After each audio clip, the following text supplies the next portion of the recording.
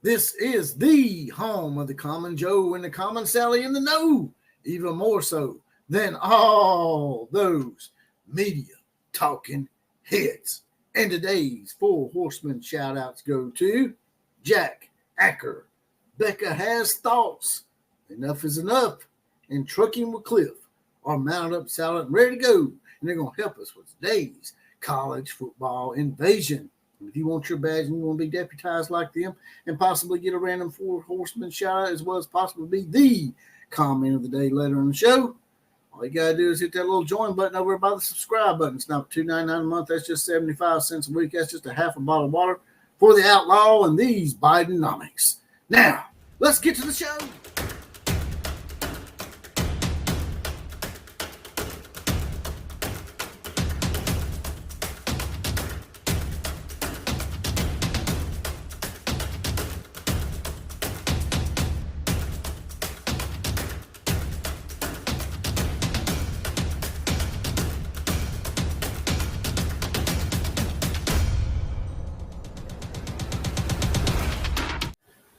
The AP Top 25 has already came out. Georgia is number one. Texas moved up to number two after their supposedly impressive win over Michigan, which I'm not buying into that either. It's just like the whole LSU-USC game. How good is LSU and USC really after they play each other? Long way to go. And LSU didn't look very good against Nicholls State. They won 44-21, but you give up 21 points to Nicholls State. Ohio State's number 3. Alabama remains number 4 after struggling with South Florida. I'm surprised at that. Now, us adding a couple of late touchdowns probably helped us there. There's a lot of people didn't watch the game probably that vote this shit. Ole Miss is number 5. They're up one space. Missouri is number 6. So the SEC has 4, actually 5. 5. Look at that. There's 5 SEC schools, because I forget Texas is in the SEC now. 5. Well, look there. There's Tennessee. Tennessee is number 7. 1, 2, 3, 4. Wow. 1, 2, 3, 4, 5, 6. 6 of the top 7 teams in the AP poll are in the SEC. I've never seen this before.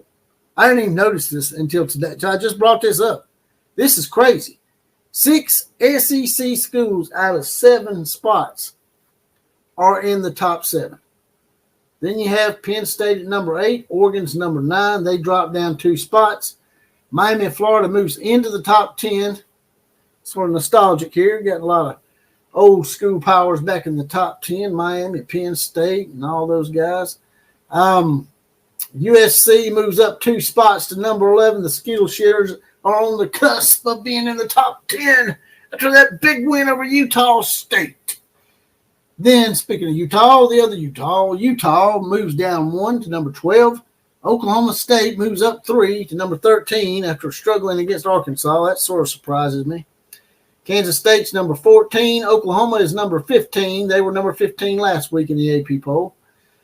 LSU actually moved up 2 spots for allowing Nicholls State to score 21 points. Michigan fell hard. They fell 10 spots to number 17. Notre Dame only fell 5 spots for losing to Northern Illinois. Okay, you're going to drop Michigan 10 spots for losing to Texas, who's number 2. And you're only going to drop Notre Dame 5 spots for losing to unranked Northern Illinois MAC team. This goes to show you these polls ain't worth a shit, man. I might just quit looking at these some bitches. Number 19 is Louisville. They moved up 3. Arizona is 20th. They stayed right where they were. Iowa State moves up 8 spots from outside the poll. They're number 21. Clemson's number 22. Nebraska's in the top 25 now. They're number 23. Boston College is finally in the top 25 too. And Northern Illinois. Surprise, surprise. Northern Illinois is ranked. Notre Dame said, we'll say, look, we got beat by a ranked team. We still deserve to be in the playoffs. Northern Illinois is ranked. Yeah, well, the thing is, these teams, these MAC teams, these G5 schools that pull these upsets, can they do that consistently throughout the year? Past histories dictate and say they can't. They'll end up losing to somebody that's on their level or maybe even a little bit below their level. Watch and see. Although I'd like to see Northern Illinois turn that into a playoff spot. That would be a nice little Cinderella story because, this year, what's so epic about this year is we are guaranteed one Cinderella story. There's going to be one G5 school in the playoffs this year. That's what is so great. So what do y'all think about that top 25?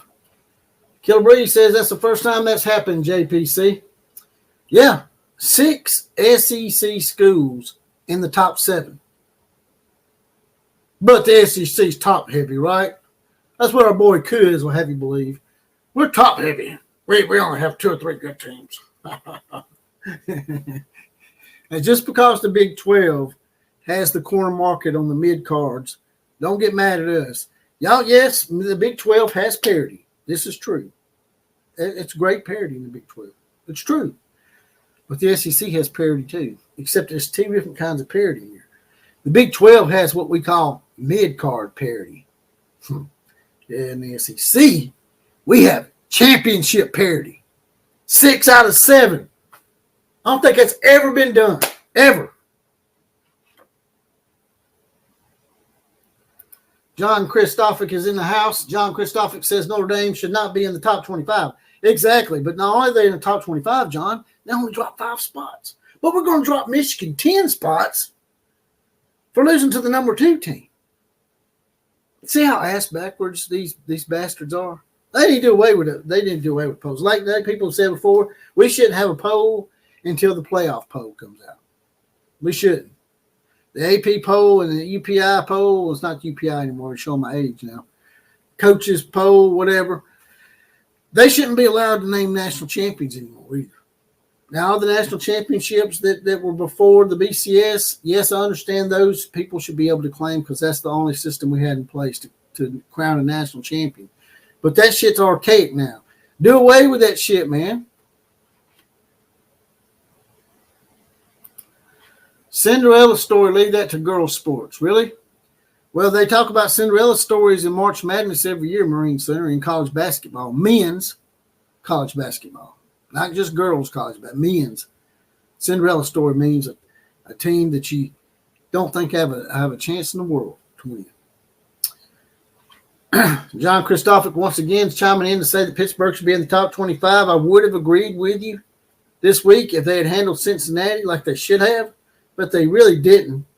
What a lot of people don't realize about that score is Cincinnati was actually up 27-6 on Pittsburgh.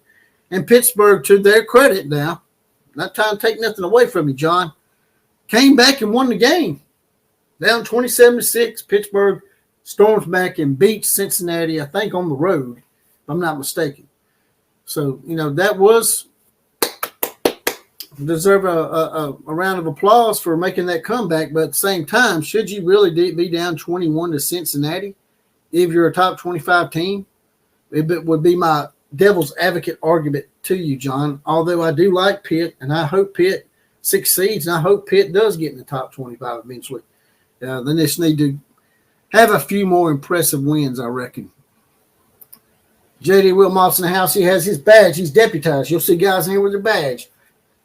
If you want to get your badge and get deputized and be one of the random full horseman shout-outs on the actual podcast, as well as possibly the comment of the day on the actual podcast, it's just $2.99 a month. That's just 75 cents a week. It's just half a bottle of water for the outlaw. You'll get that badge. You'll be deputized. You'll be an outlaw posse, and you'll get all those perks that I just mentioned. Yeah.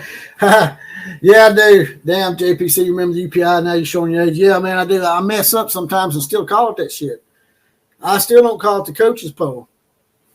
And it's even changed from that. It went from the UPI poll. We're going to do a little history lesson here now, since JD raised his hand and called me out for being an old bastard here. It was the UPI poll, which was the I think it stood for Universal Press, something. Anyway, UPI poll, and then it was called the coaches poll, and then it was called the USA Today coaches poll. Now, it still may be called the USA Today coaches poll. I'm not sure.